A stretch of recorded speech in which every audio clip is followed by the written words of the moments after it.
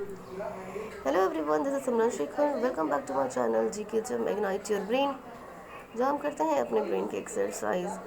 सो one line current affair में एक बार फिर से आप सभी का स्वागत है। तो चलिए देख लेते हैं फटाफट से आज कौन कौन से न्यूज़ हैं इम्पॉर्टेंट। Let's start. के वेणुगोपाल रीअपॉइंट हो गया है ये attorney general of for 3 months. 3 months और इनका जो पीरियड था वो बढ़ गया है। Celebrated Advocate Kottayan Kattanakot Venugopal K.K. Venugopal was reappointed the Attorney General for India for 3 months. 3 months के लिए और ये रिपॉइंट हो गए हैं attorney general of India. Venugopal sir की बात करें तो the oldest person to occupy the post, ये इस पोस्ट पर रहने वाले सबसे ओल्डेस्ट पर्सन है। अपॉइंट हुए थे ये एज अटॉर्नी जनरल जुलाई 2017 में। मुकुल रोहतगी को रिप्लेस किया था इन्होंने, right.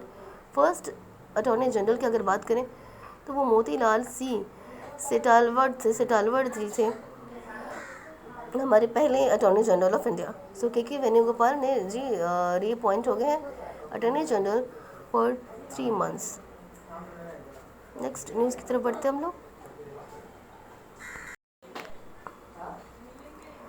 Maharashtra government approve name changes for Aurangabad as Sambhaji Nagar, Osmanabad as Dharashiv. तो महाराष्ट्र की 2 जगह का नाम जो है वो चेंज हो गया, राइट। शामभाजी नगर जो है उसका औरंगाबाद जो नगर है उसका नाम अब शामभाजी हो गया है और ओस्मानाबाद का नाम अब हो गया है Dharashiv, right. Approve to rename Navi Mumbai international airport as late DB Patil international airport was made. Navi Mumbai international airport का भी नाम जो है वो late DB Patil international airport के नाम से अब जाना जाएगा। Implement turmeric research and processing policy for the state in Hingoli district. Honourable Bala Saheb Thackeray turmeric research and training centre will be set up. Hingoli district जो है महाराष्ट्र का, वहाँ पर honourable Bala Saheb Thackeray turmeric research and training centre भी सेटअप होने वाला है। तो आप लोग ये याद रखो कि जो नेम चेंजेस हुए हैं, औरंगाबाद अब शामभाजी नगर के नाम से जाना जाएगा। अरे वो शांभा वाला शांभा, राइट। तो आप ऐसे याद कर सकते हो ना कि फिल्म इंडस्ट्री से रिलेटेड है शामभाजी नगर और फिल्म इंडस्ट्रीज इन मुंबई महाराष्ट्र। तो महाराष्ट्र के औरंगाबाद का नाम अब हो गया शामभाजी, ओस्मानाबाद का नाम अब हो गया है धराशिव, और जो नवी मुंबई इंटरनेशनल एयरपोर्ट है उसे अब DB पाटिल इंटरनेशनल एयरपोर्ट के नाम से जाना जाएगा, राइट। चलिए बढ़ते हैं अपने नेक्स्ट न्यूज़ की तरफ।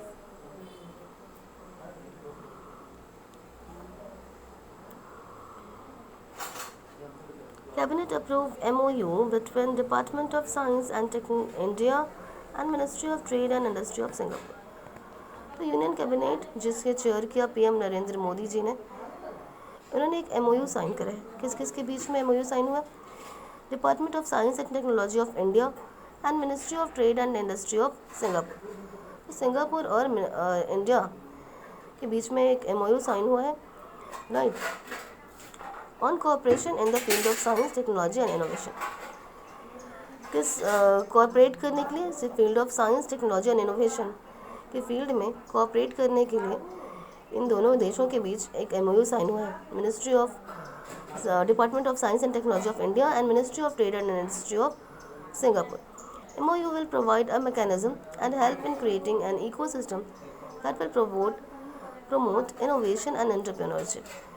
ये जो MOU साइन किया हुआ है वो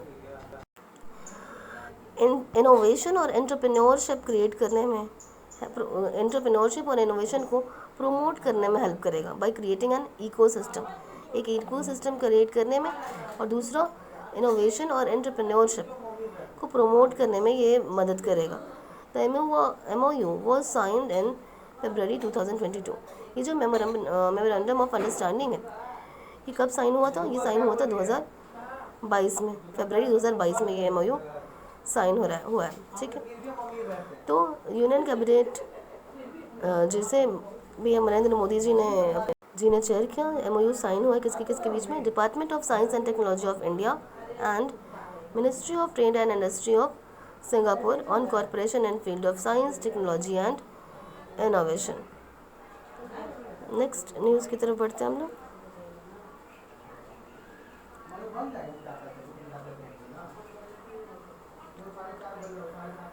India Australia hold 9th Army to Army staff talks in Dehradun, AAST।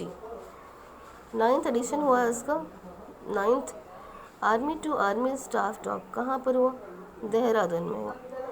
AAST focused on joint military exercise. ये किस पर फोकस करता है? जॉइंट मिलिट्री एक्सरसाइज पर। Training cooperation and preparing a road map for enhanced defence cooperation between both the आर्मीज।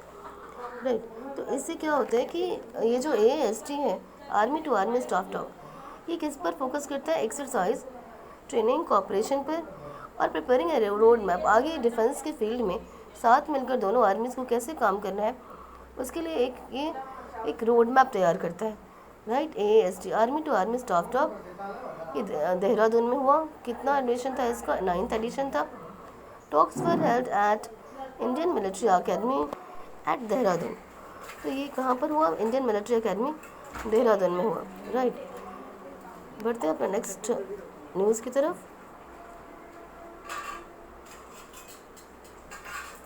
Sandeep Kumar Gupta to be next chairman of GAIL succeed Manoj Jain. तो जो संदीप कुमार गुप्ता हैं वो गेल के नए चेयरमैन हैं, बन गए हैं। और इन्होंने किसको रिप्लेस करा? मनोज जैन जी को रिप्लेस करा है इन्होंने। Sandeep Kumar Gupta director for finance at Indian Oil का IOC के ये डायरेक्टर ऑफ फाइनेंस थे। Has been picked to be head India's largest gas utility GAIL India limited. अब ये हेड हो गए हैं largest gas utility GAIL India limited के, ये हेड बन गए हैं as a chairman. The public enterprise selection board selected Gupta, जो कि 56 ईयर्स ओल्ड है, for the post of chairman and managing director. Chairman and MD के पोस्ट के लिए इनको चुना गया है 10 कैंडिडेट के इंटरव्यू के बाद। ये किसको रिप्लेस करेंगे? ये मनोज जैन को रिप्लेस करेंगे, जो कि 31 अगस्त को रिटायर होने वाले हैं। GAIL is India's largest gas transmission and gas marketing company. GAIL India का सबसे बड़ा gas transmission and gas marketing का कंपनी है। राइट, तो संदीप कुमार गुप्ता नए चेयरमैन एंड MD बनेंगे गेल के और सक्सीड करेंगे मनोज जैन को। उद्धव ठाकरे जी ने रिज़ाइन कर दिया है। राइट, और अभी एकनाथ शिंदे जो हैं वो महाराष्ट्र के CM बन गए हैं। देवेंद्र फडणवीस वहाँ के उप मुख्यमंत्री बने। उद्धव ठाकरे 19th CM थे, तो अभी एकनाथ शिंदे जी अभी 20वें CM बन गए हैं महाराष्ट्र के, और देवेंद्र फडणवीस जो है वो उप मुख्यमंत्री बन गए। तो 29 जून को इन्होंने अपना रेजिग्नेशन अनाउंस करा। Minutes after the supreme court refuse to stay the protest called by governor Bhagat Singh Koshyari in assembly scheduled for 30 June. Right, तो 29 जून को इन्होंने अपना रेजिग्नेशन अनाउंस कर दिया है उद्धव ठाकरे ने, जो कि 19वें CM थे महाराष्ट्र के, और अभी एकनाथ शिंदे जी वहाँ के CM बन गए हैं। तो अभी एकनाथ सबको एक साथ लेकर चलेंगे और देवेंद्र फडणवीस वहाँ के उप मुख्यमंत्री बन गए। चलिए बढ़ते हैं नेक्स्ट न्यूज़ की तरफ। Mumbai most expensive city Indian city. Mumbai जो है वो मोस्ट एक्सपेंसिव इंडियन सिटी है। वैसे भी मुंबई हमारा इकोनॉमिक फाइनेंशियल कैपिटल है। राइट, सो आप ऐसे याद रख सकते हो कि मुंबई हमारा फाइनेंशियल कैपिटल है। तो मुंबई जो है वो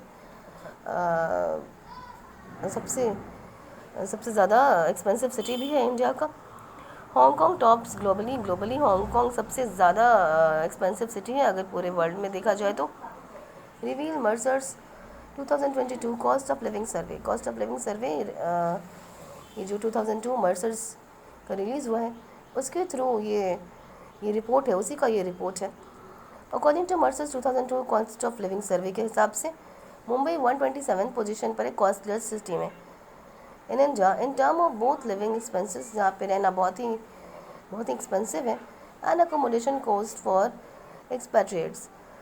उसके बाद दिल्ली है 155th पोजीशन पर, देन चेन्नई, फिर then Bangalore, Hyderabad 192, while Pune 201, Kolkata 203 position पर है, और the least expensive Indian city in ranking Kolkata जो है इंडिया का सबसे कम एक्सपेंसिव सिटी है, 203 पोजीशन पर है ग्लोबली देखा जाए तो, 203 पोजीशन पर है ये, और मुंबई ग्लोबली 127 पोजीशन पर है। Did you know globally Hong Kong rank first followed by Zurich, Geneva, बसेल, बर्न, टेल अवीव एक्सेट्रा। तो ग्लोबली हांगकांग सबसे एक्सपेंसिव सिटी है, और अगर इंडिया की बात करें तो मुंबई सबसे एक्सपेंसिव है, उसके बाद Delhi, then Chennai, Bangalore, Hyderabad and Pune. Airtel payment bank partners Axis bank to digitize last mile cash collection. Airtel payment bank ने किसके साथ पार्टनर करा है?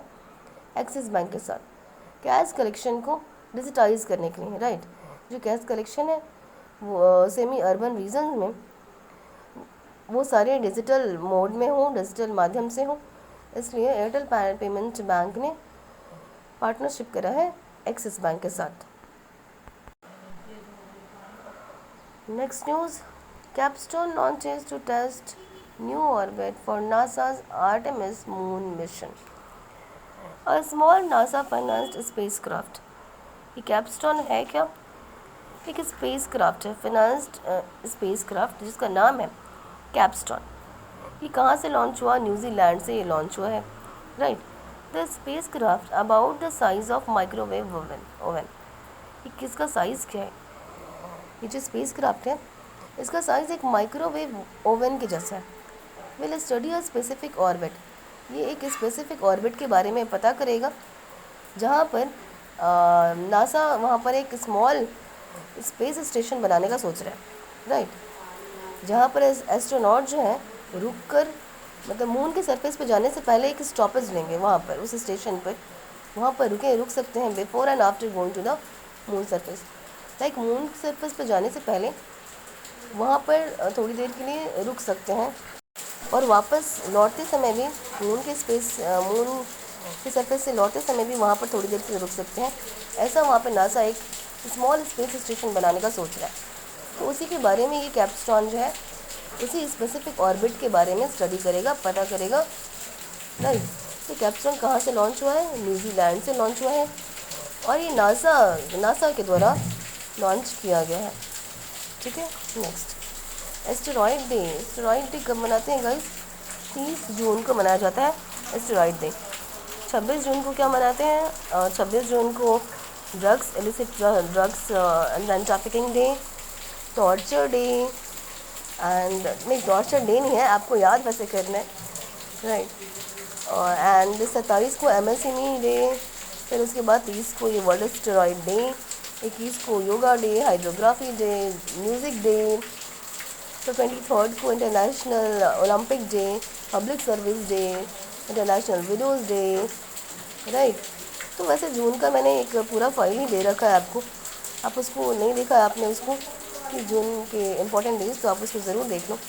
वर्ल्ड एस्टेरॉयड डे मनाया जाता है 30 जून को, एनुअली मनाया जाता है, right, which is anniversary of Siberian Tunguska event of 1908 में को 30 जून को एक 12 मेगा टन का एक्सप्लोजन हुआ था, राइट। टंगुस्का रिवर रशिया में जो है वहाँ पर, इसी के लिए ये वर्ल्ड एस्टेरॉयड डे मनाया जाता है हर साल 30 जून को। थीम था एस्टेरॉयड डे का स्मॉल इज़ ब्यूटीफुल। 2022 का थीम क्या था? Small is beautiful, right. तो एस्टेरॉयड डे मनाते हैं 30 जून को। ये था हमारा आज का लास्ट क्वेश्चन। मिलते हैं अब क्वेश्चन नहीं, आई मीन न्यूज़। तो मिलते हैं अपने नेक्स्ट क्लास में। Happy monsoon everyone. यहाँ भी बहुत ज़्यादा बारिश हो रही है, राइट। तो आप लोग ये बताओ कैसा है आपकी तरफ? इस बार 5 इयर्स बाद ऐसा हुआ है कि जून में इतनी ज़्यादा बारिश हो रही है। 5 साल बाद आज ही मैं जब न्यूज़पेपर में मैंने देखा कि 5 इयर्स बाद ऐसा हो रहा है कि जून में इतनी ज़्यादा बारिश हो रही है। तो आप भी बताओ अपने अपने तरफ की स्थिति क्या है, आपकी तरफ की स्थिति? रोड वगैरह वैसे ही हैं या नदियाँ बन गई हैं? चलो मिलते हैं अपने नेक्स्ट क्लास में। Thank you so much for watching. Please do like if you like, share and subscribe to my channel. Thank you so much guys. Take care. Tata, bye bye. See you tomorrow.